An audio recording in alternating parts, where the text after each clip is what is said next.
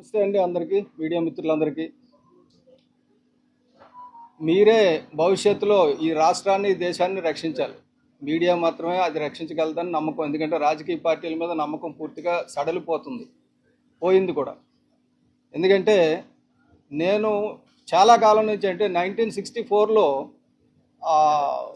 ఒక పాట, శ్రీశ్రీ గారు రచించిన పాట, ఉందిలే మంచి కాలం ముందు ముందున, అంటే నిజంగా ఏదో మంచి కాలం వస్తుంది, మన భవిష్యత్తు అంతా బాగుంటుంది అని అనుకున్న కుర్రోళ్ళలో నేను కూడా ఒకటిని. దాని గురించి నా శక్తివంతం లేకుండా నేను ప్రయత్నం చేశాను. బిగినింగ్ నుంచి ఏంటంటే నాది ఒక చిత్తశుద్ధితో కూడిన ప్రయత్నం. నేను ఏ పొలిటికల్ పార్టీకి పదవులు తీసుకోలేదు ఎక్కడ కూడా. విశాఖపట్నంలో కూడా గెలిచేటప్పుడు నేను పోటీ చేయలేదు. రాష్ట్ర విభజన తర్వాత కాంగ్రెస్లో పోటీ చేశాను, ఒక 53,000 ఓట్లు వచ్చినాయి. అది వేరు. ఏ పదవి ఏ పార్టీలోంచి తీసుకుపోవడానికి కారణం ఏంటంటే ఆ పదవులు నా కాళ్ళకి అడ్డంకులు అవుతాయి, బంధనాలు అవుతాయి, మనం అనుకున్నది సాధించలేకపోతామని చెప్పేసి. మార్పు కోసం రకరకాల స్లోగన్స్ వచ్చాయి. ఇందిరాగాంధీ గారు గరీబీ హటావో అంటే, లాల్ బహదూర్ శాస్త్రి గారు జై జవాన్ జై కిసాన్ అంటే, ఎన్టీఆర్ గారేమో సమాజమే దేవాలయం, ప్రజలే దేవుళ్ళు అంటే, అలాగే తర్వాత వచ్చిన చిరంజీవి గారు మన రాజ్యం స్వరాజ్యం ప్రజారాజ్యం అని ఆయన. ఆ తర్వాత రాజకీయాల్లో విశ్వసనీయతలు విలువలకి నేను అసలు దారి చూపిస్తాను, నేనే అడ్రస్ అని చెప్పి జగన్మోహన్ రెడ్డి గారు. తర్వాత పవన్ కళ్యాణ్ గారు జనం కోసమే జనసేన, కాంగ్రెస్కో హటావో దేశ్కో బచావో అన్నారు. ఇన్నాళ్ళే జరిగింది. ఇంత అయిన తర్వాత ఏమైనా జరిగిందా అంటే ఏం లేదు. దోపిడీదారుల హడ్లు తలలు మారుతున్నాయి అంతే, దోపిడీ ఆగడంలా. ఇది ఇప్పుడు ఎలాగైపోయిందంటే రాజకీయ పార్టీలు, మా పార్టీ వాడు చేస్తే తప్పు కాదు, మీ పార్టీ వాడు చేస్తే తప్పు. మా పార్టీ వాడు తప్పు చేస్తే పార్టీలు ఉంటూ వాళ్ళని వ్యతిరేకించకూడదు. ఎందుకంటే వ్యతిరేకిస్తే పార్టీ సిద్ధాంతాలకు విరోధం. పార్టీయే తప్ప ప్రజలు అనేది లేరు. ఎవరి గురించి వచ్చామని మర్చిపోయారు. ముఖ్యంగా 40 కోట్లు లేకపోతే ఎమ్మెల్యే కాడు, 100 నుంచి 150 కోట్లు లేకపోతే ఎంపీ కాడు. అంటే 40 కోట్లు పెట్టి వచ్చినవాడు ప్రజాసేవ ఎందుకు చేస్తాడండి? అసలు ప్రజాసేవలోకి వచ్చిన రాజకీయ నాయకులు ఎవరైనా సరే ఆస్తులు కోల్పోయిన వాళ్ళు ఉన్నారా? మీరు ఒకసారి రాష్ట్రం అంతా చూడండి, దేశం అంతా చూడండి, చాలా తక్కువ మంది ఉంటారు. నాకు తెలిసి 83 తర్వాత ఆస్తులు కోల్పోయినాడు ఎవడూ లేడు. రాజకీయాల్లోకి వస్తే డబ్బు సంపాదించుకోవడమే. చంద్రబాబు నాయుడు గారు అమరావతి ప్రోగ్రాం పెట్టారు, ప్రాజెక్ట్ అన్నారు, సర్వసమ్మతితో తీసుకున్నారు అందరూ. జగన్మోహన్ రెడ్డి గారు కూడా దానికి సమ్మతించారు అసెంబ్లీలో.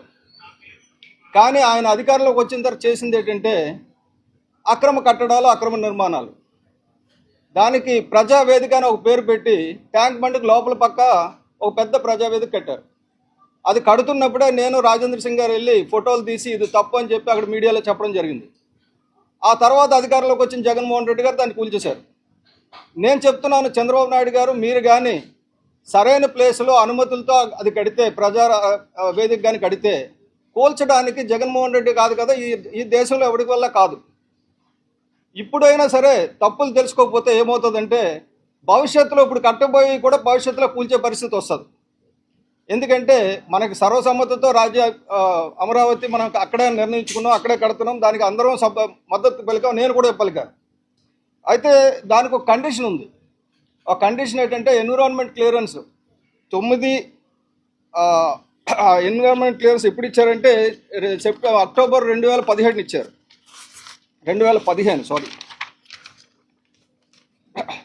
9/10/2015 పర్యావరణ అనుమతి ఇచ్చారు.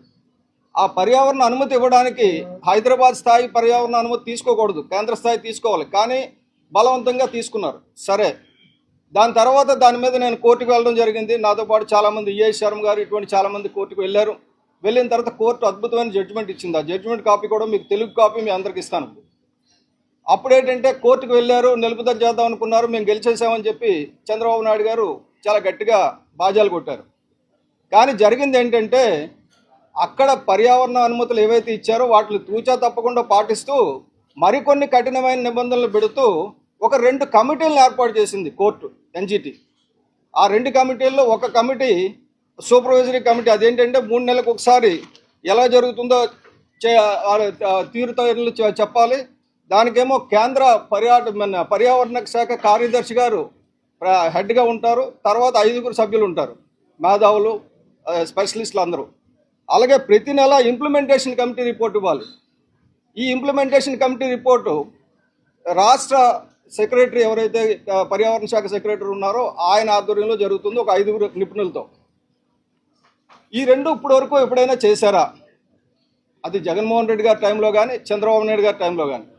ఈ రిపోర్ట్లు ఇవ్వాల్సి వస్తే ఇప్పటికీ ఒక 35 రిపోర్ట్లు ఇవ్వాలి, సూపర్వైజరీ రిపోర్ట్లు ప్రజల ముందు ఉంచాలి. దాని కండిషన్ ఏంటంటే ఆ రిపోర్ట్లు ప్రజల ముందు ఉండాలి. అలాగే ప్రతి నెల ఇంప్లిమెంటేషన్ కమిటీ రిపోర్ట్ కూడా ప్రజల ముందు ఉండాలి. దాన్ని ప్రజలు ఆమోదించాలి. ప్రజల నుంచి ఏమైనా అభ్యంతరాలు వస్తే దాన్ని సవరించాలి మళ్ళీ. అయితే దీంట్లో పర్యావరణ శాఖ ఇచ్చిన కొన్ని ముఖ్యమైన నిబంధనలు మేము ముందుకు ఉంచుతున్నాం. ఎందుకంటే మన రాజధాని నిర్మాణం అవుతుంది. రాజధాని 217 చదరపు కిలోమీటర్ల విస్తీర్ణంలో జరుగుతుంది. అందులో 55.78% సాగు భూములు ఉన్నాయి, వ్యవసాయ భూములు ఉన్నాయి. 14.36% తోటలు ఉన్నాయి. అలాగే 13.65% నదులు, కాలువలు ఉన్నాయి. వెరసి మొత్తం 83%, 84% అత్యంత సారవంతమైన భూములు ఉన్నాయి.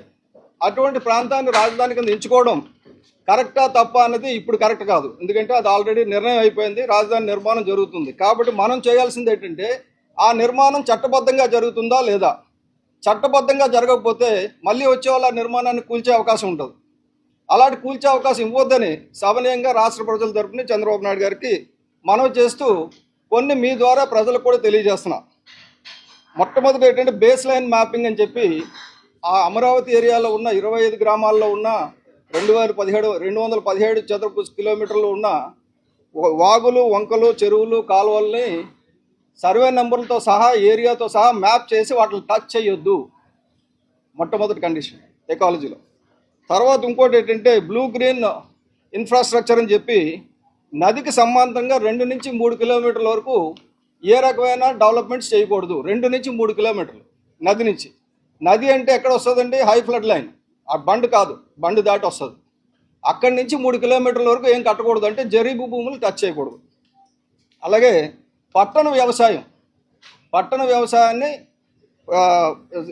ప్రమోట్ చేయాలి. పర్యావరణ సమతుల్యత కాపాడడానికి రాజధానిలో పెద్ద ఎత్తున అర్బన్ అగ్రికల్చర్ను ప్రోత్సహించాలి. సారవంతమైన బహుళ పంటల భూములను కాపాడడం ద్వారా ఆ ప్రాంతాన్ని ఒక జీవకళ ఉన్న నగరంగా అభివృద్ధి చేయాలి. నేను చెప్తున్నది కాదండి, చంద్రబాబు నాయుడు గారు, ఈసీ చెప్తున్నది. అంటే చాలామంది ఇప్పుడు ఏమంటే టీడీపీ వాళ్ళకి ఎలా ఉంటుందంటే ఈయన ఏదో వైసీపీ ఏజెంట్ ఇప్పుడు వచ్చి మాట్లాడుతున్నాడు. నేను ఇప్పుడు మాట్లాడాల, కడుతున్నప్పుడు మాట్లాడా. కాబట్టి వైసీపీ నాయకులకి ఏంటంటే వాళ్ళ అధికారంలోకి వచ్చిన తర్వాత ఏమీ చేయలేదు కాదు, చెడగొట్టారు. కాబట్టి నేను వైసీపీని కూడా దుయ్యబడుతున్నా. ఇక్కడ నేను ఏ పార్టీ మనిషిని కాదు. కాబట్టి అదొకటి గుర్తుపెట్టుకోవాలి. ఆ బఫర్ జోన్ ఏదైతే ఉందో 100 మీటర్స్ చేయాలి. కొండవీటి వాగు, అలాంటి పాలవాగు, అటువంటి వాగులు 14 వాగులకి ఇరువైపులా 30 మీటర్లు బఫర్ జోన్ ఉండాలి. అక్కడ మొక్కలు మాత్రం పెంచాలి. నేను రిక్వెస్ట్ చేస్తున్నది ఏంటంటే ఈ ప్రభుత్వాన్ని ఈ రిపోర్ట్స్ అన్నీ అధికారికంగా ప్రజల ముందు ఉంచండి. అలాగే ఇప్పటివరకు ఏమైనా అవకతవకలు జరుగుంటే వాటిని ఇంకా ఆపేయండి. ఆపేసి ఇక మీద కట్టేది ఏదైనా సరే భవిష్యత్తులో ఎవరు వచ్చినా కూల్చడానికి వీల్లేంది కట్టండి. అంతేగాని మీరు వచ్చి కట్టడం, వాళ్ళు వచ్చి కూల్చడం. జగన్మోహన్ రెడ్డి వస్తాడు, ఒక కొండం తొలిచి ఒకటి కడతాడు, మీరు వస్తారు ఇది కాదంటారు. అప్పుడు జగన్మోహన్ రెడ్డి కొండం తొలిచి కట్టేటప్పుడు మీరేం చేస్తారో నాకు తెలియదు. ఇప్పుడు మీరు చేస్తున్నప్పుడు జగన్మోహన్ రెడ్డి ఏం చేస్తున్నాడో తెలియదు. మీరు తప్పులు చేస్తున్నప్పుడు జగన్మోహన్ రెడ్డి చూస్తూ కూర్చుంటున్నాడు, జగన్మోహన్ రెడ్డి తప్పులు చేస్తున్నప్పుడు మీరు చూస్తూ కూర్చున్నారు. ఇది ఇద్దరికి దొందుకు దొందే. సిబిఐ చంద్రబాబు నాయుడు గారు కానీ జగన్మోహన్ రెడ్డి గారు కానీ ఇద్దరిని నేను దుయ్యబడుతున్నా ఈరోజు.